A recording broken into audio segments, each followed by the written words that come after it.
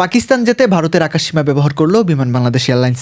2026 সালেও ভারত ও পাকিস্তান নিজেদের আকাশসীমা ব্যবহারে পাল্টাপাল্টি নিষেধাজ্ঞা রাখলেও বাংলাদেশ কিভাবে সরাসরি করাচি পৌঁছালো?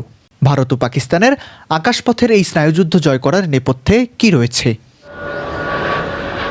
অনেকের মনে প্রশ্ন, ভারত ও পাকিস্তানের সীমান্ত তো উত্তপ্ত, তবে বিমান বাংলাদেশ কেন ভারত হয়েই পাকিস্তান গেল?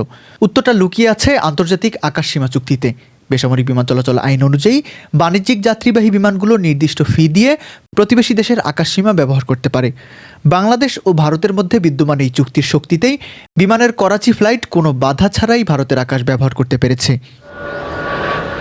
গত 29 জানুয়ারি যখন 138 জন যাত্রী নিয়ে বিমান করাচিতে ল্যান্ড করল, তখন প্রমাণিত হলো কূটনৈতিক ও কৌশলগত বুদ্ধিতে বাংলাদেশ আজ আকাশপথে স্বয়ংসম্পূর্ণ।